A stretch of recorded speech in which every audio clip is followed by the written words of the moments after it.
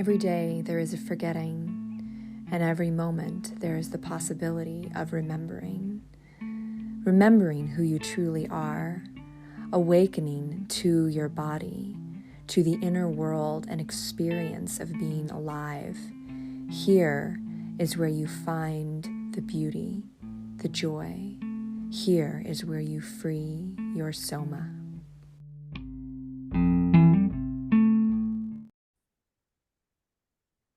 Hello, everyone, and welcome to the Free Your Soma podcast.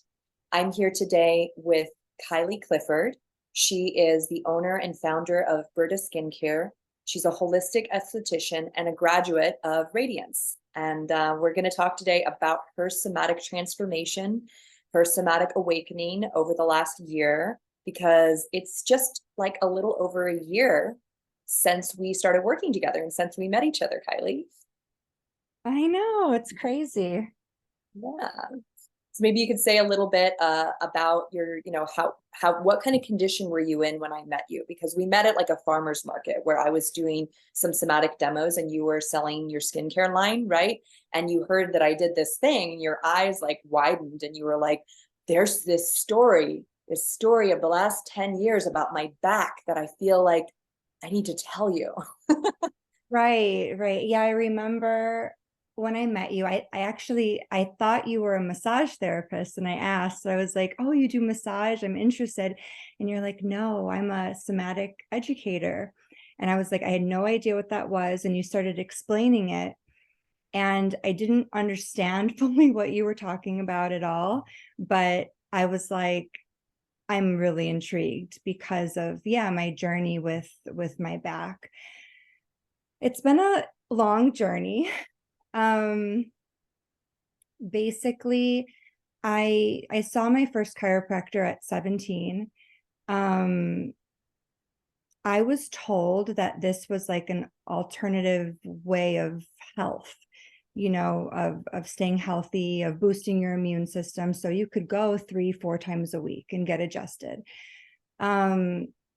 And so I was like, okay, this I liked how it felt. It was kind of like set up like an assembly line. I would just get my adjustment, and I've never had a bad experience with a chiropractor. I love them. But that was how I started. And then at 21, I got into a moped accident, and I fell on my left side of my face, the left hip and the left shoulder, just like bam on the floor. And it adjusted my body to where I would start throwing my back out every year, at least once a year from the time I was 21. And so now my relationship with the chiropractor kind of changed. It was like, now I need to go to the chiropractor. But I was still going, 3 times a week or so. And if I didn't go, I would be in pain. So I became really dependent on chiropractors to get me out of pain and to keep me moving through life. And then the pandemic happened and I couldn't see a chiropractor. So a lot of fear arose in me and just, not knowing what to do. I was still working out. I've always worked out.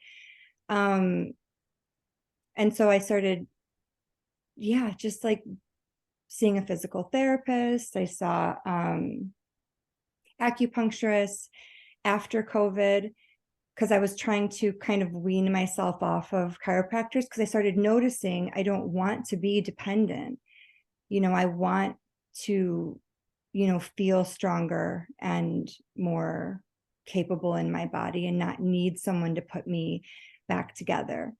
And so then, when I started working with you, it was like the somatic awakening happened. And I started kind of unraveling like, wow, what have I been doing to my body? Like I've been working out, CrossFit, lifting weights, I was doing mobile spa work at the time. So I was carrying my massage table up flights of stairs, driving a lot, coming home late, putting on 4-inch heels, going out dancing for hours, like my poor body. And it was just so tight and so constricted.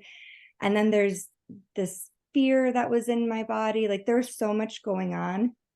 So working with you really helped to unravel all of that, bring more space and movement into my body, and heal like a lot of the emotional things that were going on, the fear.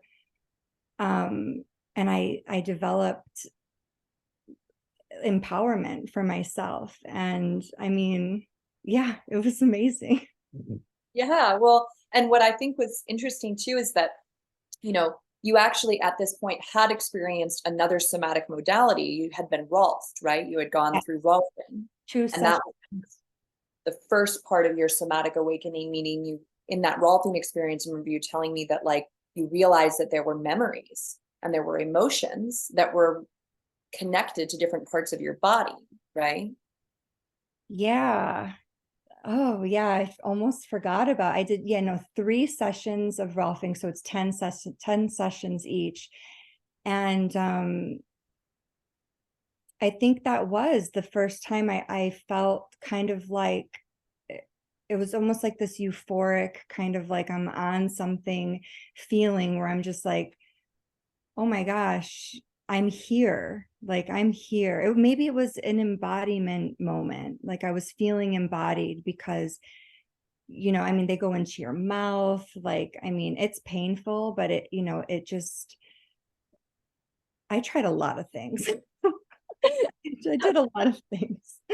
Um, you know, I did really like that, but look like where I'm at now.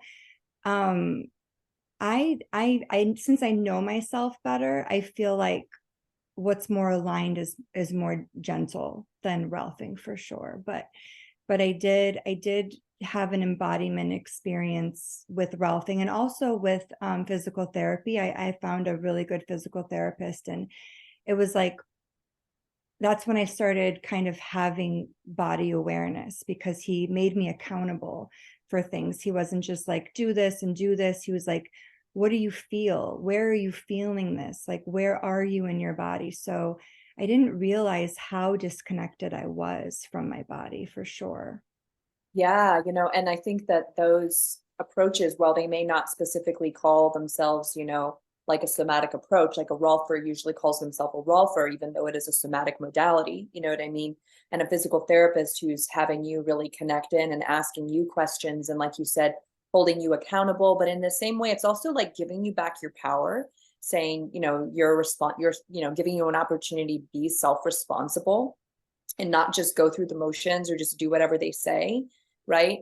Those approaches really are a more somatic approach, meaning they're asking you to sense into what you're experiencing moment to moment and to make self adjustments. Because, and this is, of course, coming from a somatic educator here, but we are self adjusting, self healing creatures. Like that is what our bodies do, and even in the case of, like, say, a bad habit or a pattern that we pick up from somebody else or that we, comes as a result from something outside, right? Like say you met some, physical therapist or a trainer and they said, just do this exercise, right? They tell you that, and then you take it on and you are the one who is perpetuating. You are the one who's continuing to choose to do that exercise, even after they're, gone out of your space, even if it's been, 7 years and like they're no longer even thinking about you and you're still doing this thing that they told you to do. It's always you. It always comes back to what you're deciding and choosing to do, right? But so often we're trained to like imagine that it's somehow happening out there, right? When it's actually happening in us. Yeah, and I think that that's the problem, with what I was doing is I was being told what to do and just going through the motions of doing it and almost like autopilot. And it ended up being more destructive because I was overcompensating. I wasn't doing it right. I was just getting it done, movements, And so, yeah, I mean, it's funny. That's not how, things are. Like the world, a lot of instructors, a lot of therapists, like they don't work somatically. And so it's, yeah, it's really interesting. like the Yeah. difference. Well, and it's a retraining, of that checking in with ourselves and actually asking, how do I feel? Where is my body right now and what is it feeling? We're often, from the time we're children, we're trained to override that so that we can operate in a certain way, so that we can fit into the mold of going to school, so that we can fit into the mold of our family, that we learn to override our internal sensations and not be present to them in order to be part of society. So true. It's so true. And a lot of our parents didn't know how to, raise us to advocate for ourselves and to be self, sensing. You just had to be a good girl, do the right thing. um and so yeah, you do lose. I definitely lost that. I don't know if I ever had it, but I grew it, I gained it. And you did so in such a short amount of time, considering how long this stuff was going on, like we were just chatting a little bit before this interview began, and I asked you, how are you feeling? And you're like, oh yeah, I feel good. And you're saying your back feels good. And like, you know, it's amazing that you can go from having this entire story of 10 years of your back being this big, overwhelming, fearful challenge to sitting here saying you feel good. And that's like a new reality, a new normal that you're getting to experience. So, to go back a little bit into when you joined the program, we'd already been working together one-on-one, and I invited you into the program. And then in the program, we just go on a really deep dive of this stuff. And I remember you talking about how things were really shifting in your body.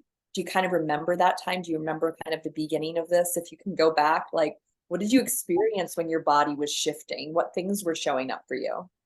Oh gosh, I don't even know. I think I remember being really tripped out at afterwards, how my posture was like perfect. I felt like, I don't even know, not myself, just like perfect upright posture. And it didn't hurt. It didn't take any effort. And yeah, I think I remember that being like the most exciting part, because I've always wanted good posture, and it's always been really challenging and exhausting for me to sit up straight, and it was like, yeah, just like effortless. So I was like, more please. Yeah. And there was also these moments, because we talk about stress and we talk about reflexive patterns. And, I know for me, as I started doing this work of unwinding, and I talk about this a lot in one of my first podcast episodes about releasing my belly. But for me, a lot of it was, what we call red light, or like a fear pattern that I had in my belly and in my legs, where when I wasn't thinking about it, when I was just relaxed, supposedly, right, and just, sitting in a chair somewhere, I would catch myself like squeezing my legs together. They'd just be squeezing, and I'd have to like consciously stop squeezing them, in the same way that maybe someone catches themselves slumping and then they straighten themselves up. They're like, oh gosh, I'm slumping, in this terrible posture. And we straighten ourselves up, or I would relax my legs apart. But as soon as I wasn't thinking about it again, that pattern was back, because it was this unconscious pattern in my nervous system that was running. Do you remember some of the patterns that were showing up for you? Yeah, definitely fear in my lower back. It was kind of like I started noticing, if I was driving with my husband, and he's kind of a crazy driver, and he would kind of like, do a quick move, and I would tense my back and my stomach. And I noticed, when I had stressful conversations with family members, same thing. I would tense my lower back and my stomach. And what else? Just and in the sessions when that was unwinding, I remembered doing that at a really young age as a way to kind of hide my fear so it didn't show up on my face. So I remained calm, cool, and collected, but my body, especially in that, core region, would be super contracted.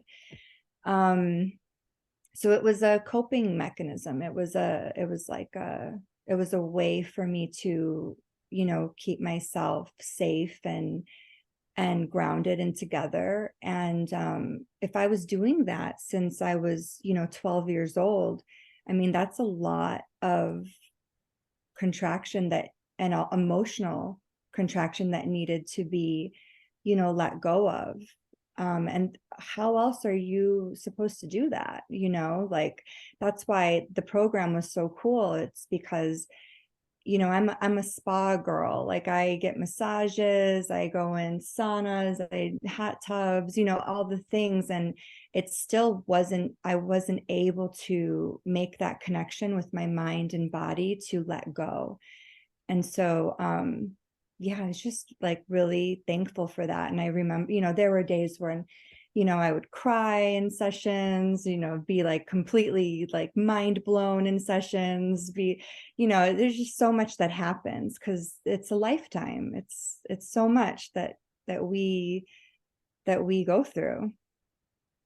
Yes, absolutely. And, when I would try, honestly, to do it alone, it was a lot for me to try to do this stuff alone. It took me a really long time to develop a daily practice of this because of all the things that would show up and feeling like I didn't have anyone around me who could relate to this stuff that I was experiencing and that could make sense of it with me, And so when I finally officially started my somatic educator training and then really took this on, it was so powerful to have other people with me on this journey.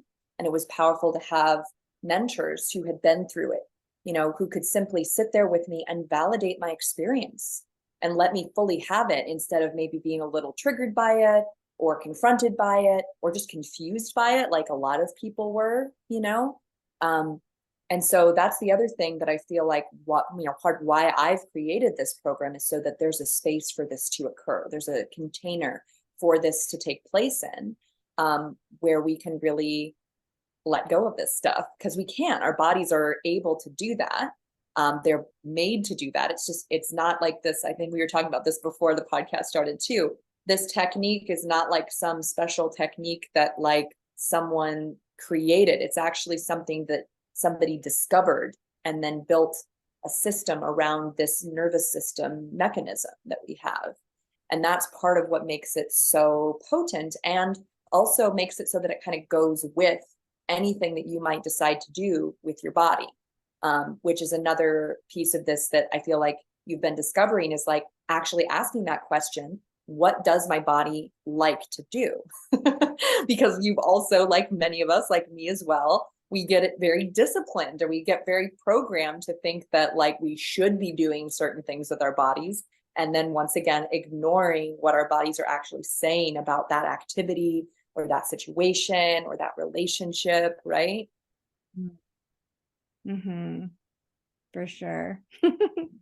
It's fun to pay attention and to to feel into like, oh, even if it's just like hanging out with certain people, like, oh my gosh, like that was so fun and I feel so good, and then maybe noticing, another experience where you're like, oh, I feel kind of drained, and just like paying attention to the, things like that, and yeah, how you feel. I know working out has been definitely a thing for me because it's what I was told you do 3 times a week to stay healthy and to to just have a healthy lifestyle. And so that's what I've always done. Never really enjoyed it, but that's what I do. And the repetition of things and movements and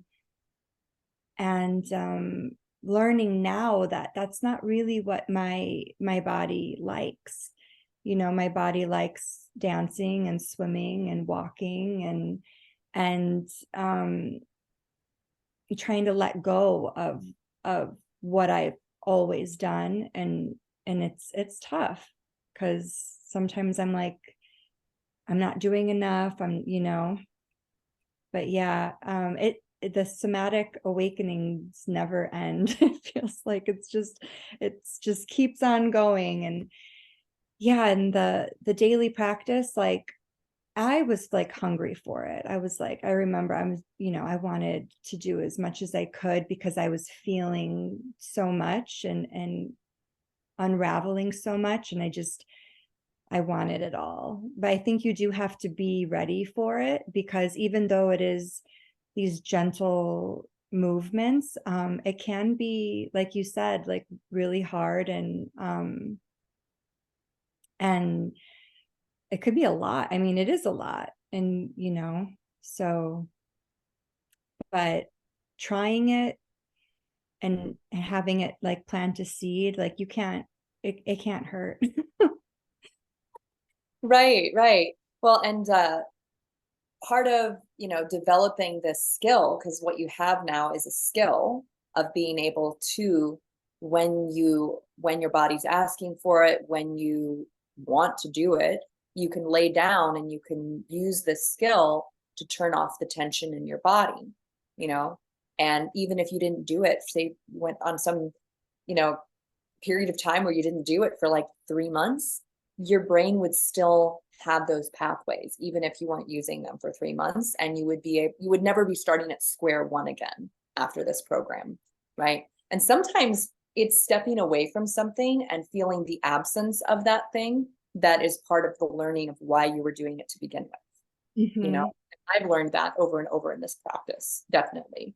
So obviously in the program, it's a strong encouragement that everybody, at least experience what a daily practice is like, even if that's 5 minutes, up to 20 minutes a day, that you're being invited to do that during the program, to get the most out of it, to build that skill level. But then, once people finish the program, it's going to be kind of, in a way, their own journey with their relationship to their body and how much they're going to do of this practice, after the program ends, And some people are going to have their bodies demand a daily practice for various reasons. And there are other people where their bodies aren't demanding that right now, but they know they have that ability when the time comes, when something shows up in their lives and they need that extra support in their nervous system, right? Yeah. Oh yeah. I love having this skill. It's invaluable. I mean, I was just taking like a prenatal yoga class, and I found myself doing some little neck exercises on my own, like towards the end of the class. And I kind of, took a break for a while to just feel into my body changing, because I'm pregnant. And but then I went on a little retreat to Mount Shasta, and I was with a bunch of girls, and we were laying on the floor, looking at the stars, and I found myself doing somatics, and I just needed it. I didn't even know I needed it. I mean, I wanted to do it, and just had a couple minutes for myself. No one even can tell you're doing anything. I mean, it's so it's so special, and it's so I don't know, it's just having like an amazing tool in your pocket that you could, especially when traveling or when stressed, or you could do it when you're sitting, and it's a way to come back into your body and to calm everything. And I mean, like, who wouldn't want that? Right. Well, that's what I often feel about this, is like, if people really knew what this was, they wouldn't hesitate, But then of course, not every person feels safe to become relaxed. And that's also something that, I've run into a few different times, and we might run into in these like small ways, is like, who am I when I'm relaxed and when my life is peaceful and when I'm calm? Do I actually know that person? Like, who is that person? And are there parts of me that are craving what's familiar, which is stress and fear and frustration and conflict? And so do I find myself, creating that or being drawn to that because it's familiar? right? And then, whatever we want to call it, if we want to call it self-sabotage or like an upper limit problem, but it also is just a way that our bodies are trying to return to something that they know. And so it's a practice. It really is a practice over time of being comfortable being relaxed, because many of us have been learning to be comfortable being like tense. We've been tolerating tense muscles. But kind of coming back to this other theme that's been going on for you, it's so incredible that now you are able to take care of yourself, that you're not dependent on a specific person in a specific building, at a specific time of day to come out of your discomfort, that you can do that, like you said, sitting in a chair or when you're traveling, and that you can come back home to yourself in this way. Like, you at a few different times have said such really wonderful, really powerful, insightful things about what that's meant for you, to feel this sense of empowerment. I mean, it's what I wanted. I didn't know that I was going to get what I wanted, out of this program. I thought I was just going to be trying another thing, and because I'm down to try. There's so many things out there. Oh my gosh. It's amazing. There's so many things. And I'm like, let me try this thing. But it actually was the answer for me. The self empowerment, oh gosh, it helped even just my sense of self in general. Yeah, knowing who I am, knowing where I am in space, feeling into my body, how my body feels. I mean, yeah, it's crazy. I definitely love still, seeing my acupuncturist once a month. And I found a pregnancy chiropractor that I now see once a month. And she actually told me that I was over adjusted. And so anyone that is doing what I was doing, going too much to the chiropractor, there is a thing as being over adjusted. Too much of a good thing is sometimes not good. So yeah, I don't need, most of us don't need someone else coming in to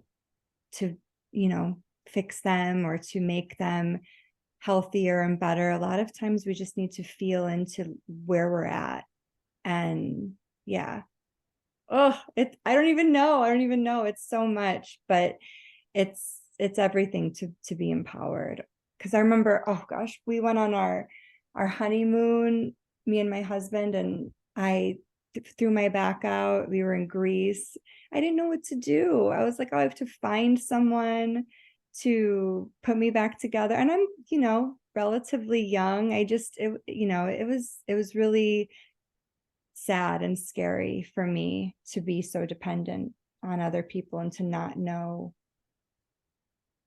how to really take care of myself. And now, I'm going on 7 months pregnant, and yeah, like you were telling me, you're like, how are you feeling? And it's hard for me to even remember where I was at, because I'm just not there anymore. Like, I feel normal. I feel good. Yeah, it's weird.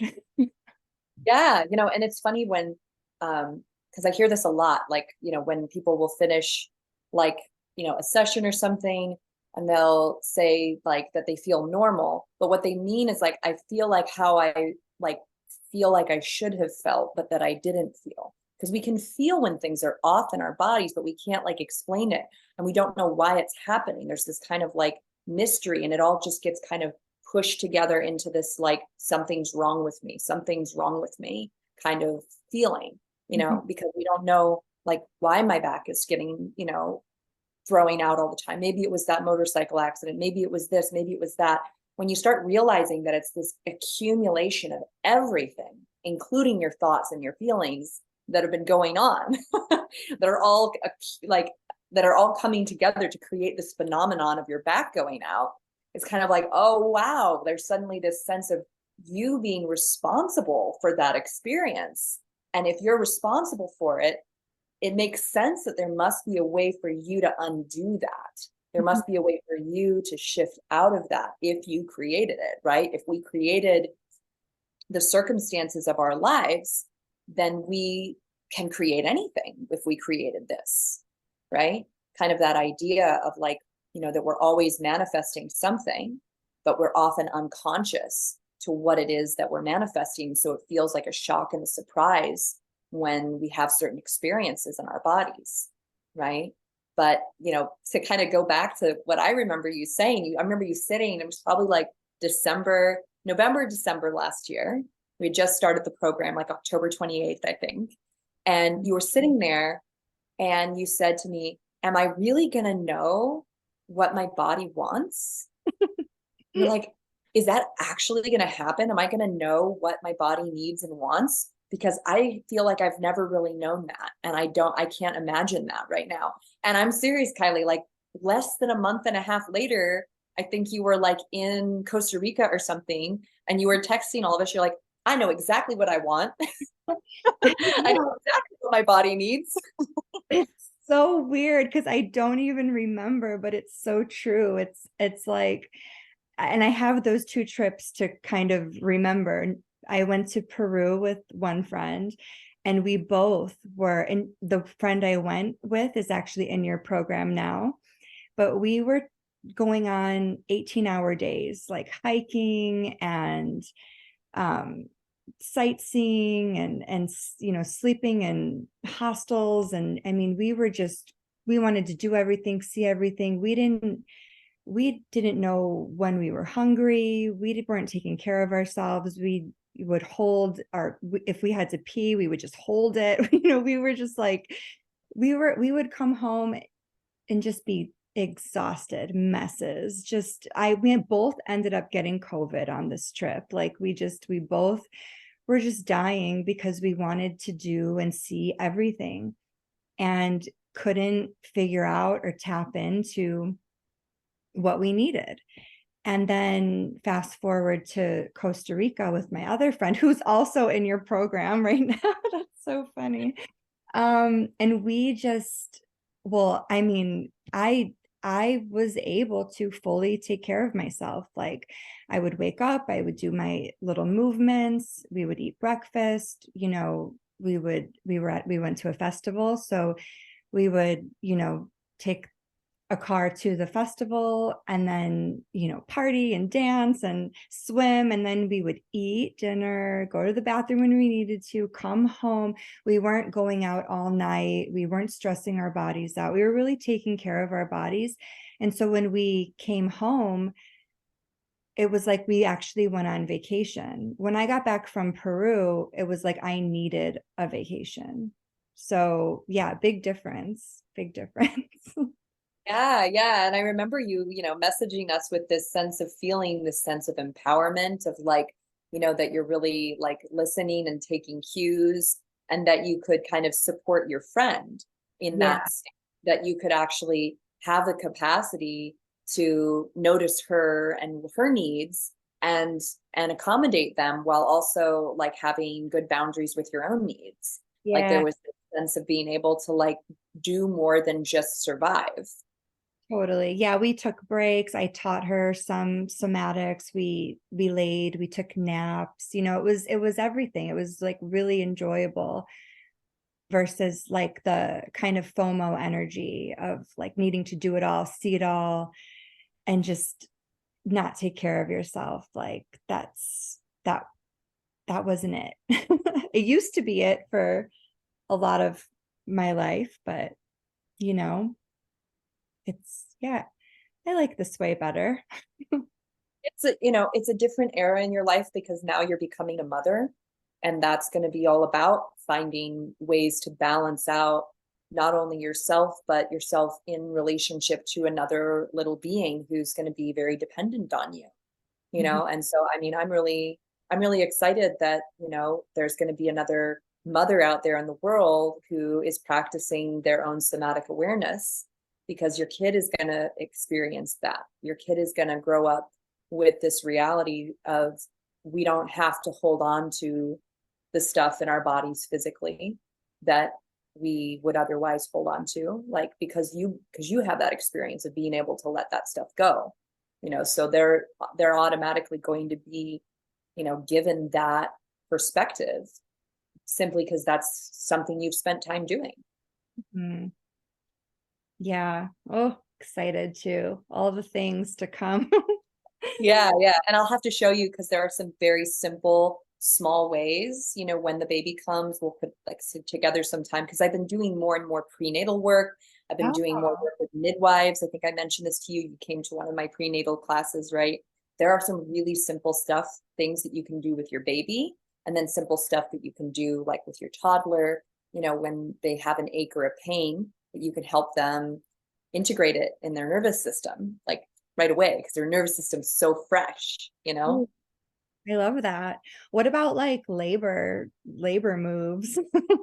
I know I got to get pregnant again and go through that, so I can teach more on it, because when I had my son 5 years ago, I was still struggling to have a daily practice, to be totally honest. Like, even though I'd been practicing a long time, it was hard for me during my pregnancy for a whole lot of reasons to make that part of it, so I feel like if I did go through that again, which I might, my husband and I talk about it, then I would be able to kind of use that as a time to experiment with how to really incorporate that into labor, because I definitely know that it can be incorporated into labor.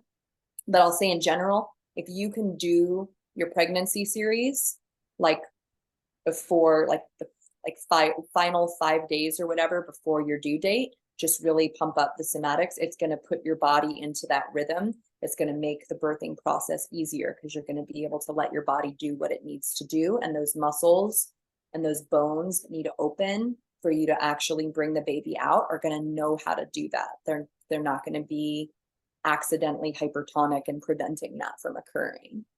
Okay. Yeah, I'll definitely keep it up, because yeah, that's that's the whole thing. I got my first kind of like, I think it was like a Braxton Hicks type thing. Yeah, I'm like, and I haven't taken any classes yet. So so it was kind of shocking. But yeah, it's kind of like, what do you do? It's so, hard, your stomach hardens and it's like so painful, and you're just kind of like, oh, I don't know what to do. I don't know, so, and I know you get more used to them, the contractions, like during labor, but I'm wondering, I could see some kind of, movement maybe to help move through the pain, some somatic kind of movement. Sure. Yeah, absolutely. Pregnancy series is going to be really helpful. Yeah, and then you'll want to continue the pregnancy series like the first couple of weeks after you have the baby, before you go to the regular practice again. Okay. But yeah, I'll keep discovering more about it and integrating things, because that's, like you said, like there's no end to this somatic awakening, and there's no end to this somatic journey as we discover spaces in our bodies or in our consciousness that we were unaware of. It just keeps going, which is actually really wonderful when we realize that means there's no end to how alive and embodied we can become, right? And sometimes when we have those, they feel like a regression, or they feel like we're going back to some previous conditioning or pattern. It's not really that. It's more like a review. That's how I've started to think about it. It's not a regression. It's a review. Like when you finish that chapter of like a textbook, right? There's that little space on the last page where they give you a review of like everything that came before in this chapter of the textbook. Before you move on to the next chapter, you got to have a review, right? So I started thinking about it like that. When we come across these times in life where we feel like we're going backwards somehow, or we're falling back into an old pattern or old behavior, it's not a regression, it's a review. Going to the next chapter. I like that. Yeah, totally. Oh, well, yeah, it's been just such an amazing year to meet you and to meet, some of your really awesome and amazing friends who are now in the program, and to witness their development and just being able to spread this work more, because, people don't know that this exists. Mhm. And I'm, incredibly grateful for the way that you've been amplifying and sharing this work in your own life, because you're inviting more people in your world to experience this empowerment that you're experiencing. Thank you. Yeah, I mean, the physical, I was, mostly concerned with the physical, but what came with the physical was a lot of emotional. And so that's actually what I've been sharing with my friends. And I haven't even really been sharing, they've been seeing and feeling. And so then we just start talking about it, like the self-regulating aspect of it. During the program, I had found out that my grandma only had like 3 months to live. And so the practice also helped me, mourn the loss, helped me deal with the grief, helped me move through everything. There were times when, because it's long. So there were times when I, had to go home, spend time with family.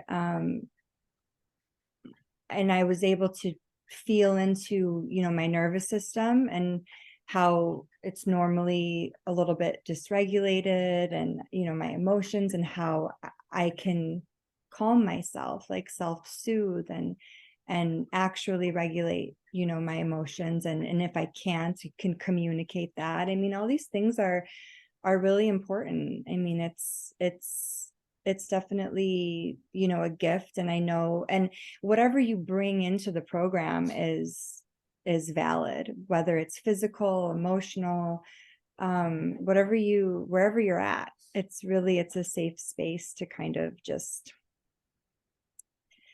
let go of everything and feel into everything, and it's a lot. So yeah, Yeah. my friends are all really, really enjoying it, and the stories I'm hearing, and I'm like, oh yeah, I know. Well, that's a beautiful distinction that you made, that it's, the sharing of this work is not coming like as you proselytizing. It's coming from your radiance. It's coming from people noticing a shift in you and noticing you operating in a different way. And that's inspiring the conversation and inspiring the interest, is that you're showing up differently in your personal relationships too. Hmm. Wonderful. Well, thank you so much for coming on today and sharing your story, sharing about this awakening that you've been going through. I know it's going to continue. We're going to continue to to know each other and evolve, as we do as human beings. Hmm. Yeah. Yep.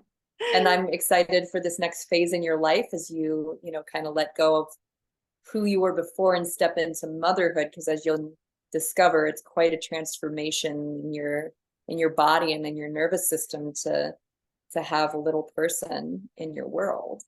Yeah, and then the hormone shifts and all the things. I'm like, okay, I'm here for it. Let's see what let's see what happens. And yeah, I definitely, feel supported in, embarking on this. And last year, I don't know if I felt that way. So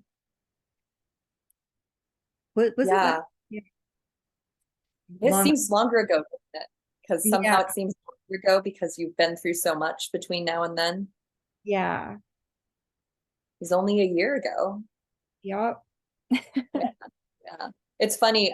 One other woman that I worked with last year, about 2 months into, we did like one session, and I have this happen sometimes where people just do one session. I tell them to do, some movement every day, and they just do it, and they just get really into it. So she just started doing it every day after that first session, and was really getting it. And within 2 months after that, she became pregnant. And she said that she'd been trying for a while and she hadn't. And she felt that this put her body and honestly like her spirit into a space where that was just going to occur for her more easily because she didn't have these blockages in the way, and she wasn't in this state of dysregulation that she had been in. So I'm sure that that played a part in like making your body like a place for this to occur more smoothly for you. Yeah, that doesn't surprise me. I mean, yeah, I've I've heard so many things that come up for people, and yeah, so many, yeah, it's crazy. But yeah, I got pregnant pretty fast. It was like, pretty much after the program, I was like, oh God, hey guys, this is my news. And that was actually one of the many reasons, why I wanted to do the program too. It was, I was calling in, something, gentle and I wanted to know myself more, to be more connected to myself, and to prepare for this next chapter and feel stronger. Yeah, and I do feel stronger. It's weird. It's really weird.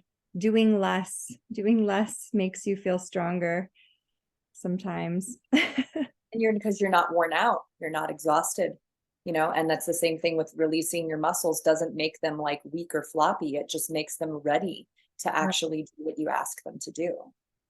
Right. Yeah, I'm so glad we did this, because I feel, yeah, like I'm going to continue to work on letting go of that, mentality that I have to, do the class 3 times a week, do the weightlifting, and just feel into what my body wants. Maybe it wants it one day and not the next, and that it's okay, it's okay. Yeah. Well, one of the things you said, I'm not sure if you said it now or when we were talking before, but this idea that like sometimes if you're not working out, which is this thing that you've been doing since you were like 17, 3 days a week, weights, this repetition, et cetera, taking a class, the words you said were that I'm not doing enough. Mm-hmm. So kind of that phrase of like, kind of, I'm not doing enough. I'm not quite making the mark.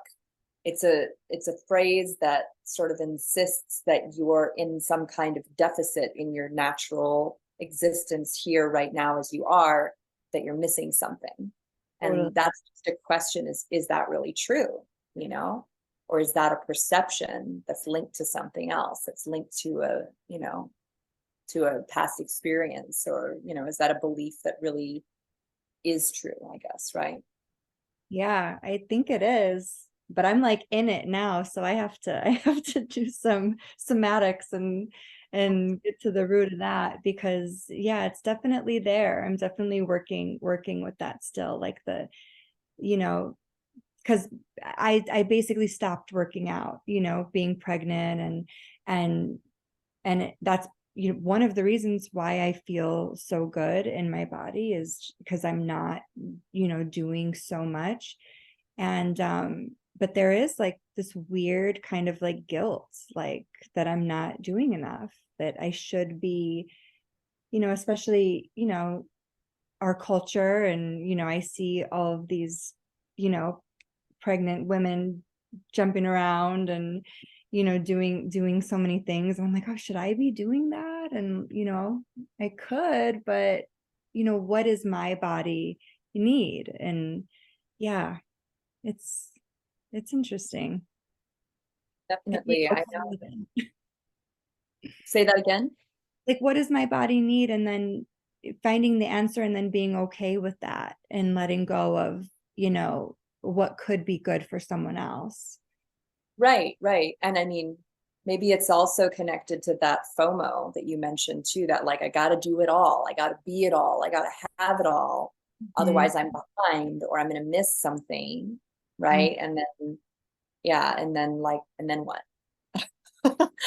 Versus maybe I am enough, and maybe I'm doing enough, and maybe working out is like this thing that I can choose to do if I feel like it. And it's okay if I'm not doing that, because I'm listening to my body. Somebody else's experience could be totally different. Somebody else could be like, working out feels really good, and if I don't do it, I feel not as good. But if that's not the case for you, you know what I mean?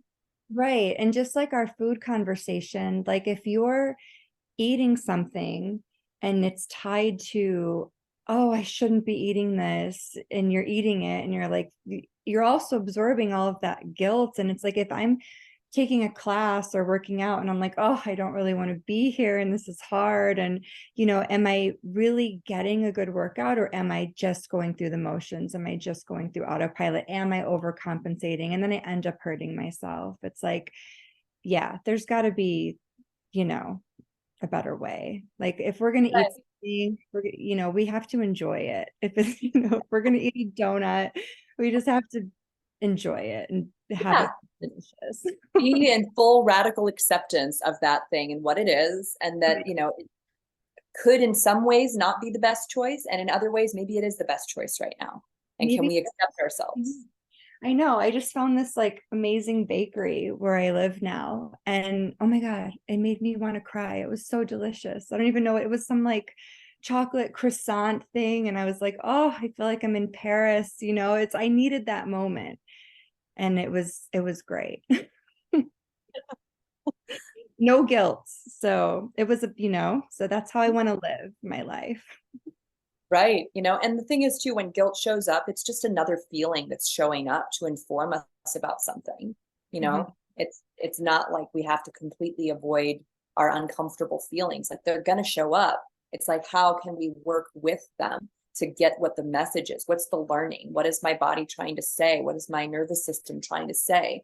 Is it pointing to this behavior or this donut or this situation and saying like, this isn't really in alignment? Or maybe it's coming from some previous conditioning that's ready to get integrated and let go of. It could be any number of things, right? We don't know. And we're just, kind of in this state of tension and contraction when we don't know, and when we're not able to connect in and ask those questions and get that feedback, right, from our bodies and our consciousnesses. Yes. And that's why, like, as a mom, like a new mom, I want to remember that. And I want to ask my, kid, like, how are you feeling? And, what do you like? And really like develop that sense of autonomy. Because I think that, it's so important, like to know who you are and how you feel. And it's definitely different for me.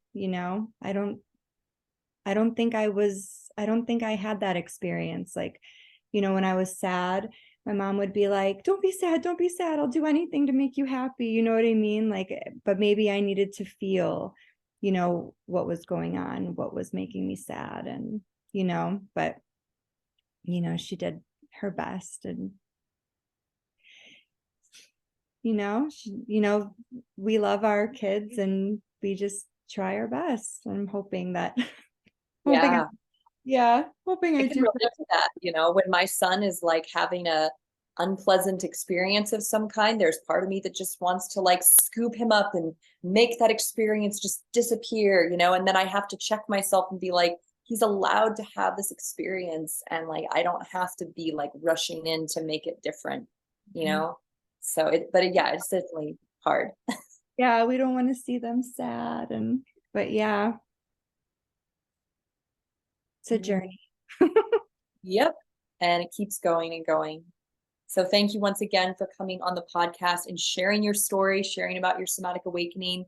If somebody wants to reach out to you, if some piece of your story really spoke to them and they want to chat with you, where could someone reach out to you?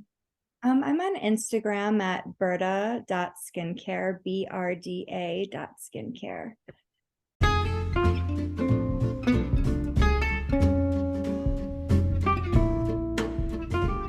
Hello, everyone.